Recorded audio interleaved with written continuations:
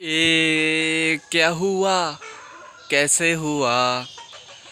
তো যাই হোক, ইন্ডিয়া কিন্তু থার্ড ম্যাচে কিন্তু ইংল্যান্ডের সাথে খুবই বাজেভাবে হেরে গিয়েছে। 26 রানে ম্যাচটি হেরে গিয়েছে এবং প্রতিবারই কিন্তু ফার্স্টে ইংল্যান্ড ব্যাটিং পায়। আমার আশাটা আর পূরণ হয় না, 200 রানে একটা ইনিংস দেখতে পারি না।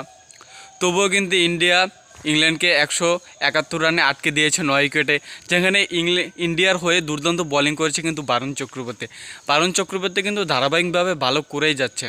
এবং এই স্কোয়াডে একটি খুশির সংবাদ আছে, মোহাম্মদ শামিকে কিন্তু এই স্কোয়াডে ইন করে নেওয়া হয়েছে। তো মোহাম্মদ শামি কিন্তু ওইভাবে ভালো কিছু দেখাতে পারেনি, যদিও তার এটা ইনজুরি থেকে কামব্যাক করার পর ফার্স্ট ম্যাচ ছিল।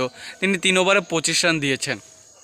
এবং ইন্ডিয়ার ব্যাটিং লাইন আপে যদি দেখেন, একমাত্র হার্দিক পান্ডিয়া এই ম্যাচটাকে টেনে নিয়ে গেছে। এছাড়া অন্য কোনো ব্যাটসম্যান মাঠে দাঁড়াতেই পারেনি।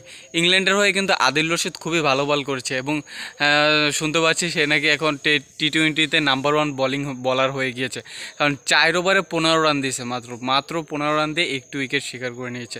দুর্দান্ত বোলিং করেছে আদিল রশিদ। এবং ইন্ডিয়ার হয়ে কিন্তু বারুণ চক্রবর্তী দুর্দান্ত অসাধারণ একদম অমায়িক বোলিং করেছে বলতে পারেন, 5টি উইকেট শিকার করে নিয়েছে।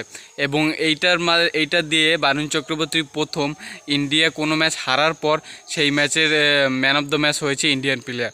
যেমন বারুণ চক্রবর্তী কিন্তু 5 উইকেট শিকার করেছে এবং তিনি কিন্তু সেই ম্যাচের ম্যান অফ দ্য ম্যাচও হয়েছে, যদিও ইন্ডিয়া ম্যাচটি হেরে গিয়েছে। তো এইটা নিয়ে কিন্তু একটা ভালো হয়েছে, না হলে কিন্তু একতরফা কিন্তু ইন্ডিয়া অন্যান্য টিমের সাথে একতরফায় কিন্তু লড়াই করে যায়। যেহেতু ইংল্যান্ড এই ম্যাচটা জিতেছে, তো আশা করা যায় পরবর্তী ম্যাচগুলোতে একটু হাড্ডাহাড্ডি লড়াই হবে এবং আমি চাইবো যেন ইন্ডিয়া ফার্স্টে ব্যাটিং করে 200 রানের একটা ইনিংস উপহার দিতে পারে। দেখা যাক চতুর্থ টি-20তে কী হয়। তো আশা রাখবো যেন ইন্ডিয়া ফার্স্টে ব্যাটিং পায়।